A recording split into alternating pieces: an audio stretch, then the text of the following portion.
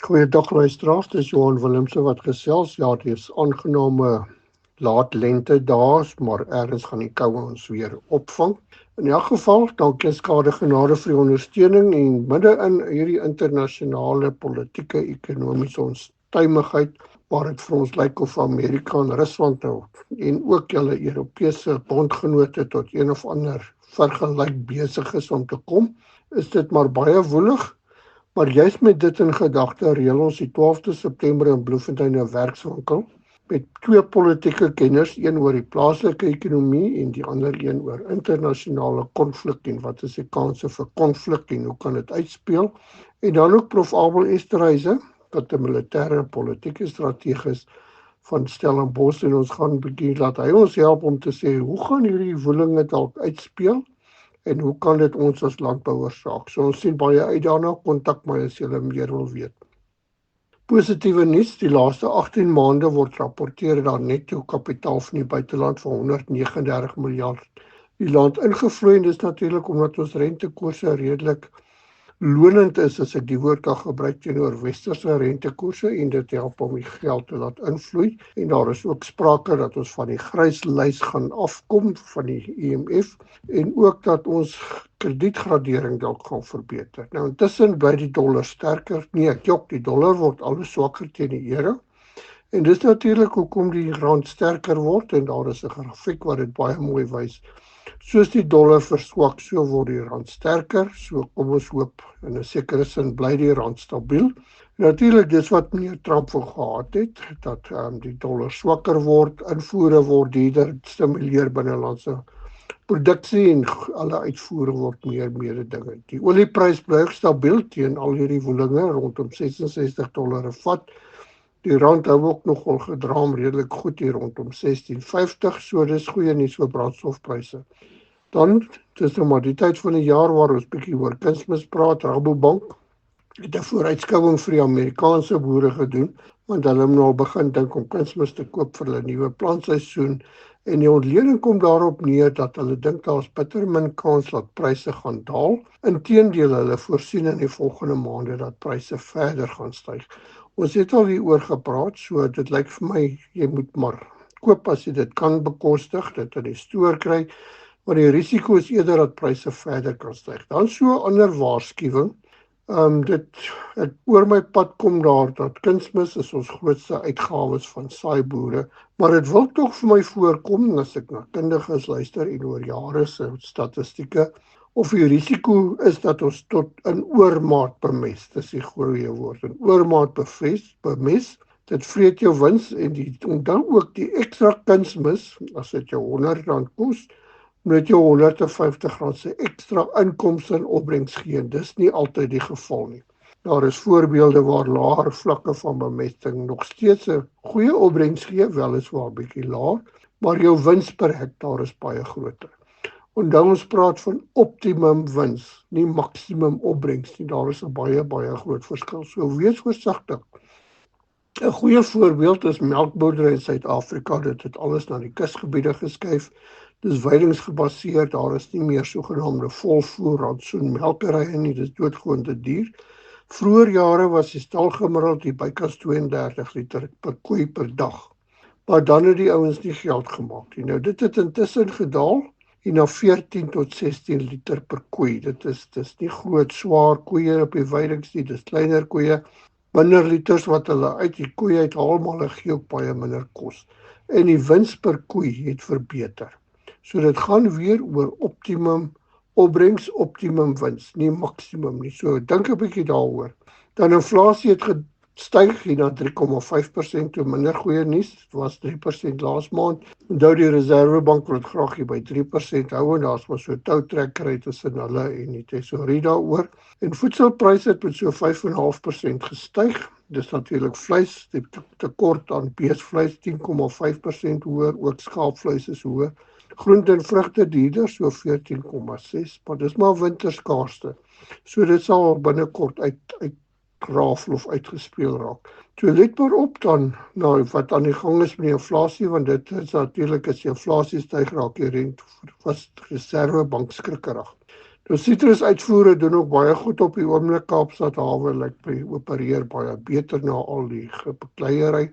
En ook lyk dit vir my ons landbouuitvoere het in die tweede kwartaal van die jaar skerp gestyg, veral na Amerika, want almal wil hulle produkte daar kry voor die invoertariewe van 30% intree. En veral wyn, neute en selfs sitrus het heel wat beweeg soontoe. Dan iets anders. John Deere in Amerika, hulle noem hulle Deere & Company, is 'n gelyste maatskappy daar en hulle het 'n winswaarskuwing uitgereik. Dit is nogal interessant. Hulle het 'n 9% daling in verkope gehad, maar 'n 26% daling in inkomste die eerste kwartaal, 2 kwartale. En hulle is redelik bekommerd. Hulle sê dit lyk nie baie goed vorentoe nie en dis veral in Noord-Amerika en Kanada waar hulle verwag dat hulle verkope met tot 30% kan daal. Nou dis nou natuurlik as gevolg van die lae mielieprys wat nie regtig kostes dek nie. Kom ons vat 'n advertensiebreek en kom ons terug en gesels oor die markte. Skadegenade se neutpool het die afgelope seisoen 22 miljoen aan lede teruggegee. Ons nuwe seisoen vir neutversekering open binnekort. Kontak ons so gou as moontlik indien jy belangstel om ook jou plek in die skadegenade neutpool te verseker. Ons bied van die mees omvattendste dekking vir PK-neute in die mark. Besoek ons webwerf by www.skadegenade.co.za vir meer inligting. Skadegenade is 'n finansiële diensteverskaffer met lisensienommer 51779 en steeds die beter manier om jou risiko's te bestuur. Welkom terug luisteraars, as ons oor die markte praat. Amerika se oes is nog mooi op pad om 'n nuwe rekord oes van lyk by 425 miljoen ton te behaal, so 12 ton per hektaar. Dis regtig iets besonders. En dan ook rapporteer hulle Brasilië, hulle doen 2 oeste per jaar met hulle reënval. En die tweede oes is so 101 miljoen ton ook, so amper 15% meer as laas jaar as gevolg van baie goeie weerstoestande. Dan iets anders ook, China is besig om baie interessant met Brasilië aanbodketting tot stand te bring. En dit gaan daaroor dat hulle belê in Brasilië, hulle het sekere kriteria wat hulle toepas in terme van daar speerbaarheid, bemesting, gif en al die goeders. En op die oomblik kom so 71% van China se sojabone uit Brasilië. So hulle is besig om 'n ooreenkoms te bereik, vas te maak en dat die goed spesifiek of die sojabone baie spesifiek vir die Chinese mark geproduseer word en volgens hulle behoeftes. En dis eintlik waar jy die aanbodketting, ek wil amper sê waar hulle Brasilië inslot in 'n permanente aanbodproses. En ja, China probeer ook om meer selfstandig te raak met sy graan en oliesade produksie met redelike subsidies vir sy boere.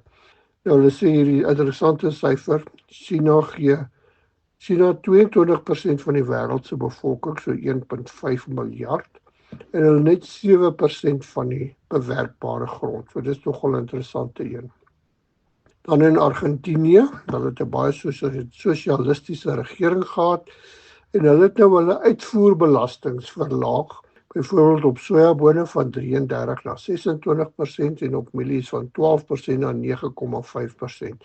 Nou hier was al sprake by ons dat hulle uitvoere wil belas, maar ek bedoel al wat dit doen het verlaag boere se inkomste.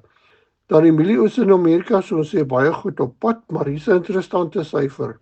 Dat die boere klaar daar die prys op die oomblik is onder produksiekoste met die baie groot oes, maar daar het nou ietsie in hulle nuus tot gedeurgekom. Ohio wat aan die Middeweste is daar 50 hektaar saaigrond verkoop teen ongeveer R200,000 per hektaar.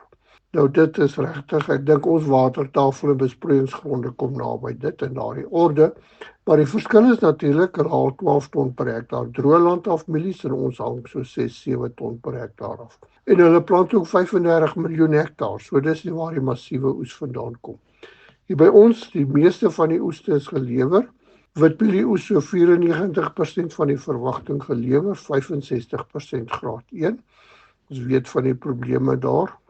Maar die pryse die laaste week of wat skerp afwaarts gebreek, soos al oor gepraat het, dis onnatuurlik hoog. Dit weerspieël nie die fundamentele nie.